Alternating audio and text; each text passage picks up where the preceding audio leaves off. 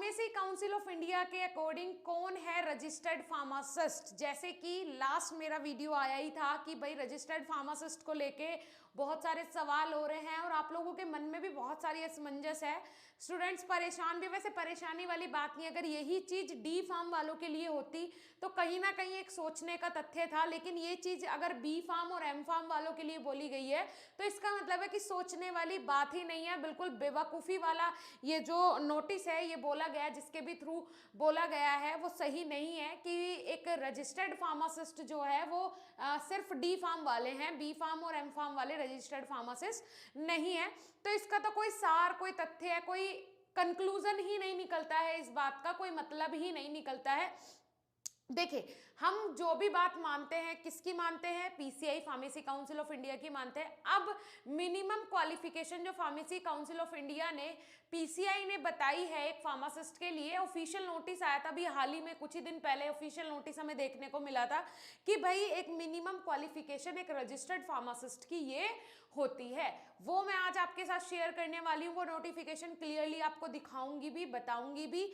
अभी जो बिहार में फार्मासिस्ट की 1539 वैकेंसी आई थी, पहले तो उस वैकेंसी का ही नहीं पता है, सारे नोटिस जो हैं वो उड़ा दिए गए, ऑफिशियल वेबसाइट से नहीं दिख रहा है कोई भी नोटिस, कोई नोटिफिकेशन दिख ही नहीं रहा है कहीं भी।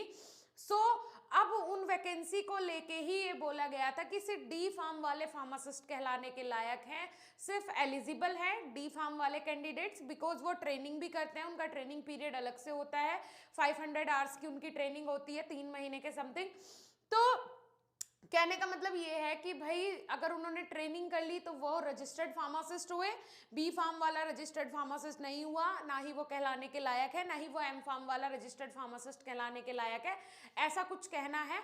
और उस वैकेंसी के साथ ही ये बोला गया है, मतलब जो पद आए हैं 1539 आए हैं या आए थे में चली गई वो बात, आई डोंट नो, बट ये जो चीज बोली गई है कितनी सही है और कितनी गलत है वो खुद आप देख लीजिए, फार्मेसी काउंसिल ऑफ इंडिया के नोटिस से आपको पता चल जाएगा। पीसीआई जो कि हमारे जैसे कि आप देखते भी हैं, जब भी कहीं भी किसी भी फील्ड में, किसी भी रीजन में, किसी भी स्टेट में, सेंट्रल में कहीं भी कोई भी वैकेंसी आती है तो वहां पे क्या लिखा हुआ होता है कि बंदा रजिस्टर्ड फार्मासिस्ट होना चाहिए under the act of pharmacy council of India, under the act of 1948, right, वहां पे लिखा होता है। मतलब वहां में ये बोला जाता है हर बार कि 1948 पीसीआई का जो एक्ट बना था, ठीक है, फार्मेसी काउंसिल ऑफ इंडिया ने जो एक्ट बनाया था 1948, उसके थ्रू जो रूल्स रेगुलेशंस हैं वहां से अगर बंदा रजिस्टर्ड फार्मासिस्ट है उसके थ्रू तो वो इसके लिए एप्लीकेबल है। तो मतलब हमारी रेगुलेशन बॉडी कौन हुई? PCI pharmacy council of India. जो वो हमें बोलेगी वही हमें करना है, जो उसके रूल्स रेगुलेशंस है वही हमें फॉलो करके एज अ रजिस्टर्ड फार्मासिस्ट बनना है, राइट। तो पीसीआई के ऑफिशियल वेबसाइट पे जैसे ही हम आते हैं तो जैसे ही आप स्क्रॉल करके नीचे जाओगे तो 7/10/2022 का ये नोटिफिकेशन है, मतलब हाल ही में ये नोटिफिकेशन आया था अक्टूबर में। तो जैसे कि आप ये देख पा रहे हो 7/10/2022 का नोटिस है, clarification on minimum qualification of pharmacist of the pharmacy act 1948।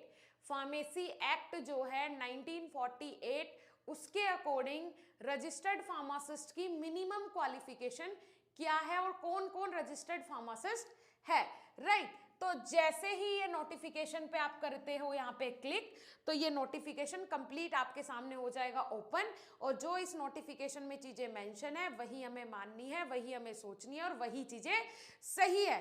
कोई भी कहीं भी फार्मासिस्ट की वैकेंसी आए, जो भी बंदा ये जो इसमें नोटिफिकेशन में जो जो क्वालिफिकेशन दी है, जो अगर किसी के पास वो क्वालिफिकेशंस है तो वो उस फॉर्म के लिए अप्लाई कर सकता है, उस जॉब के लिए वो एप्लीकेबल है। तो कुछ भी सोचना समझना नहीं है, किसी भी नोटिस पे, किसी भी न्यूज़ पे आपने कोई भी ध्यान नहीं देना है, ठीक है जी। तो यहाँ पे देखो सब्जेक्ट, अगर हम सब्जेक्ट की बात करें तो सब्जेक्ट में ही आपको बहुत सारी चीजें क्लियर हो जाएंगी। क्लैरिफिकेशन ऑफ, राइट, क्या लिखा हुआ है? Clarification of minimum qualification of pharmacist under the act of 1948, pharmacy act 1948, ठीक है जी। तो मतलब यहाँ पे मिनिमम क्वालिफिकेशन किसकी बताई जा रही है? एक फार्मासिस्ट की बताई जा रही है, राइट। अब ज्यादा चीजें ना डिस्कस करते हुए अगर मैं बात करूं नीचे स्क्रॉल करके जैसे ही हम जाते हैं यहाँ पे, the following are the reasonable qualification under the Pharmacy Act 1948 provided they are obtained from an institution approved by PCI, pharmacy council of India से अगर इंस्टीट्यूट आपका अप्रूव्ड है तभी आप रजिस्टर्ड फार्मासिस्ट कहलाओगे, पहली चीज। दूसरी चीज, अगर फार्मेसी एक्ट 1948 के थ्रू सारी चीजें अप्रूव्ड है तो उसके बाद आप रजिस्टर्ड फार्मासिस्ट कहलाओगे। मिनिमम क्वालिफिकेशंस यहाँ पे क्या दी है, डी फार्मा दी है, बी फार्म दी है और फार्म डी दी है। और यहाँ पे इस वाले नोटिफिकेशन में क्या बोला गया है, इस वाले नोटिफिकेशन में ये बोला गया है कि किसी भी जॉब के लिए जहां पे डी फार्म वाला बंदा एलिजिबल है वहां पे ऑटोमेटिक बी फार्म वाला भी एलिजिबल है और साथ ही साथ फार्म डी वाला भी एलिजिबल है। ये फार्म डी होल्डिंग जो बंदा है, कहीं भी जब जो भी वैकेंसी निकलती है उसमें ये नहीं बोला जाता कि भाई ये बोला जाता है कि मिनिमम क्वालिफिकेशन क्या होनी चाहिए, डी फार्म, ठीक है। कोई भी मान के चलो रेलवे फार्मासिस्ट की वैकेंसी आ रही है, ठीक है, उसमें बोला जाएगा मिनिमम क्वालिफिकेशन है डी फार्म, ठीक है जी, ये बोल दिया उसने, लिख दिया डी फार्म। तो क्या यहाँ पे बी फार्म वाला एलिजिबल नहीं है? जब डी फार्म वाला है तो बी फार्म वाला ऑटोमेटिक एलिजिबल है, एम फार्म वाला ऑटोमेटिक एलिजिबल है, फार्म डी वाला ऑटोमेटिक एलिजिबल है। यही क्लियरिफिकेशन के लिए ये नोटिस हमें देखने को मिला था, हाल ही में देखने को मिला था। तो इसके लिए आप लोगों ने परेशान नहीं होना है। पीसीआई ने बोल दिया कि जहां पे डी फार्म वाला एलिजिबल है वहां पे ऑटोमेटिक बी फार्म वाला, एम फार्म वाला और फार्म डी वाला एलिजिबल है कैंडिडेट, ठीक है। जहां पे मिनिमम क्वालिफिकेशन बी फार्म बोली जाएगी, क्या वहां डी फार्म वाला आ सकता है? नहीं आ सकता। डिप्लोमा इन फार्म, जहां पे मिनिमम कम से कम बोल दिया कि बैचलर चाहिए ही चाहिए, वहां पे डिप्लोमा का कैंडिडेट नहीं आ सकता है। लेकिन जहां पे मिनिमम बोल दिया डी फार्म, वहां पे बी फार्म वाला, एम फार्म वाला, फार्म डी वाला ऑटोमेटिक जा सकता है, ठीक है। ये क्लियरिफिकेशन हमें मिल गया इस नोटिस के थ्रू। आपने परेशान नहीं होना है, ज्यादा सोचना नहीं है, इधर उधर नहीं जाना है, ठीक है। जो ये नोटिस आपको मिल गया यही फुल एंड फाइनल नोटिस है, नोटिफिकेशन है, पीसीआई ने क्लियर कर दिया है minimum qualification of a pharmacist. तो कोई कुछ भी बोले, कहीं कोई भी न्यूज आए, कोई भी नोटिफिकेशन आए, कुछ भी आए, उससे मतलब नहीं है। पीसीआई ने जो बोल दिया वही फुल एंड फाइनल है। कोई भी जॉब वैकेंसी आती है अगर वहां पे मिनिमम क्वालिफिकेशन में डी फार्मा है तो बी फार्म, एम फार्म और फार्म डी वाला कैंडिडेट ऑटोमेटिकली वहां पे एलिजिबल है। बस ये चीज आप अपने दिमाग में रखिएगा। वीडियो को ज्यादा से ज्यादा शेयर कीजिएगा, चैनल पे नए हो सब्सक्राइब कर लीजिएगा। 21 जनवरी से स्टार्ट होने वाली है again live classes for your exam preparation. और साथ ही साथ मैं अनाउंसमेंट करने वाली हूँ सीयूईटी का। सीयूईटी के लिए मॉक टेस्ट प्रिपेयर करवा दिए गए हैं। मॉक टेस्ट इस बार ऐसे होंगे आप लोगों के कि आप लोगों को ऐसा लगेगा कि आप कंप्यूटर बेस्ड टेस्ट ही दे रहे हो और आपकी पूरी प्रैक्टिस हो जाएगी 2000 प्लस एमसीक्यूज के साथ।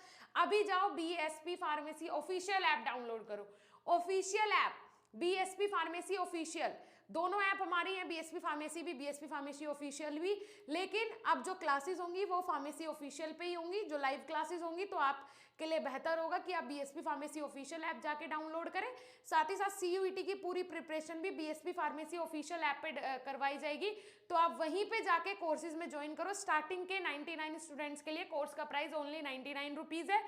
फटाफट जाओ सीयूईटी के कोर्स में ज्वाइन करो। जो भी स्टूडेंट करना चाहता है सीयूईटी की प्रिपरेशन, उन लोगों को शेयर करो ये वीडियो। ओके डियर स्टूडेंट्स, मिलेंगे देन नेक्स्ट ऐसे इंफॉर्मेटिव वीडियो के साथ। तब तक के लिए धन्यवाद, नमस्कार।